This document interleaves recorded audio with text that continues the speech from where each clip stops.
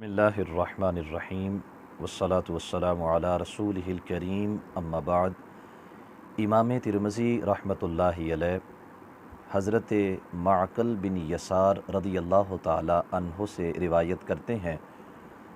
حضور نبی اکرم صلی اللہ علیہ وآلہ وسلم نے ارشاد فرمایا، جو شخص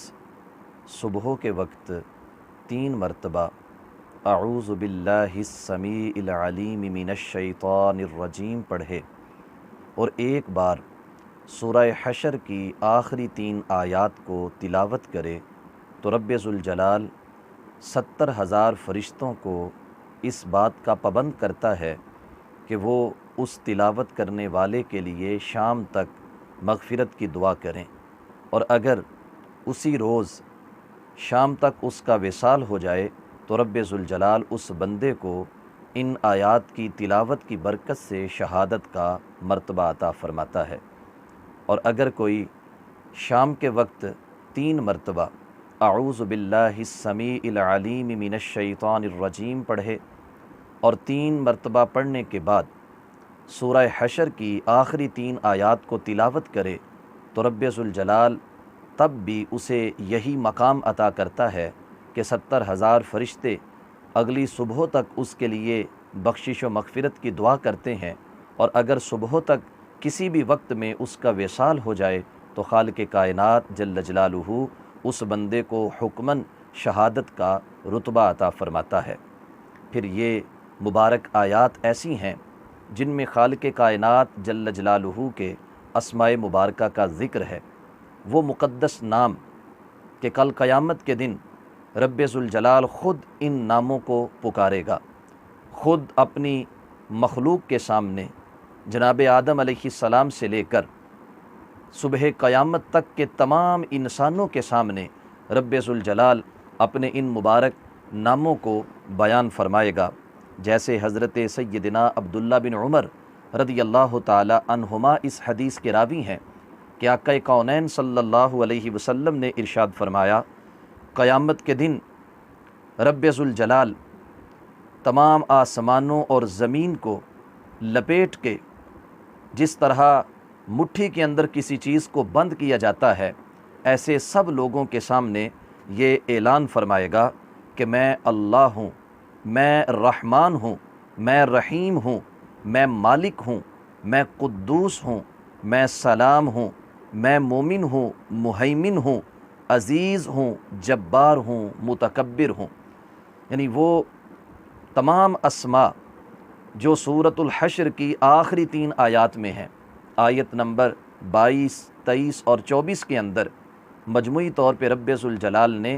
بغیر تکرار کے اپنے 20 اسماء مبارکہ کو اس میں ذکر کیا ہے۔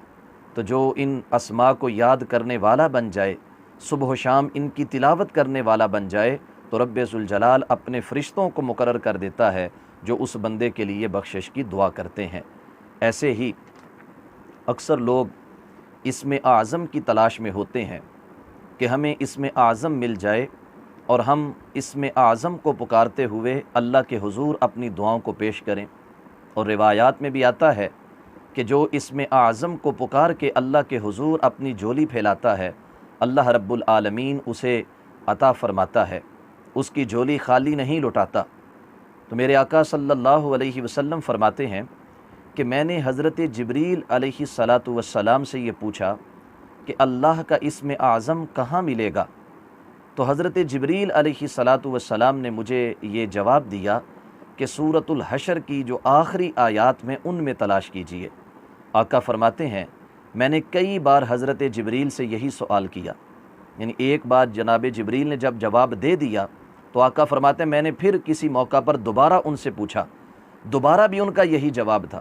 پھر کسی موقع پر ان سے یہی سوال کیا، تو جب بھی میں نے ان سے اسم اعظم کا سوال کیا کہ مجھے اسم اعظم کہاں ملے گا، تو حضرت جبریل آگے سے یہی جواب عرض کرتے رہے کہ اے میرے محبوب علیہ السلام، جو سورۃ الحشر کی آخری آیات ہیں، ان آخری آیات کے اندر رب ذوالجلال کا اسم اعظم موجود ہے، جس کو پکار کے جب دعا کی جائے تو خالق کائنات جل جلالہ اپنے بندے کو نامراد نہیں رکھتا۔ ایسے ہی میرے آقا صلی اللہ علیہ وسلم کا فرمان جسے حضرت ابو امامہ باہلی رضی اللہ تعالی عنہ نے روایت کیا، اور اس کو حضرت امام ترمذی نے، امام ابن ماجہ نے اپنی کتابوں میں درج کر رکھا ہے کہ آقا کونین صلی اللہ علیہ وسلم ارشاد فرماتے ہیں کہ جو شخص صبح یا شام کسی بھی وقت میں سورۃ الحشر کی آخری 3 آیات کو پڑھتا ہے، دن اور رات میں کسی بھی وقت اس کا وصال ہو جائے تو رب ذوالجلال ان آیات کی برکت سے اس کو جنت عطا فرماتا ہے۔ ایسے ہی دیگر روایات میں ان 3 آیات کی تلاوت کا اجر و ثواب بیان ہوا ہے۔ حضرات محترم معزز سامعین کرام، یہ 3 آیات انتہائی مختصر وقت کے اندر تلاوت ہو سکتی ہیں۔ اگر ہمیں زبانی یاد ہوں تو میرے خیال سے 1 سے 2 منٹ کے درمیان ان آیات کی تلاوت ہو سکتی ہے، اور ان سے قبل 3 مرتبہ تعوذ کو تلاوت کرنا ہے۔ اعوذ باللہ السمیع العلیم من الشیطان الرجیم، یہ 3 مرتبہ پڑھنے کے بعد 3 آیات کو تلاوت کرنا ہے۔ اگر ہم اسے اپنا معمول بنا لیں تو ہمیں اپنے محبوب علیہ الصلاۃ والسلام کے فرمان صادق کے اوپر یقین محکم ہے کہ اگر ہمارا صبح و شام کے کسی بھی وقت میں وصال ہوا، ایک تو رب ذوالجلال حکمی طور پہ ہمیں شہادت کا رتبہ عطا فرمائے گا، اور دوسرے نمبر پہ رب ذوالجلال ان آیات کی برکت سے جنت عطا فرمائے گا۔ اللہ کی جناب میں دعا ہے کہ وہ ہمیں قرآن سے متعلق رہنے کی توفیق عطا فرمائے۔ وآخر دعوانا ان الحمد للہ رب العالمین۔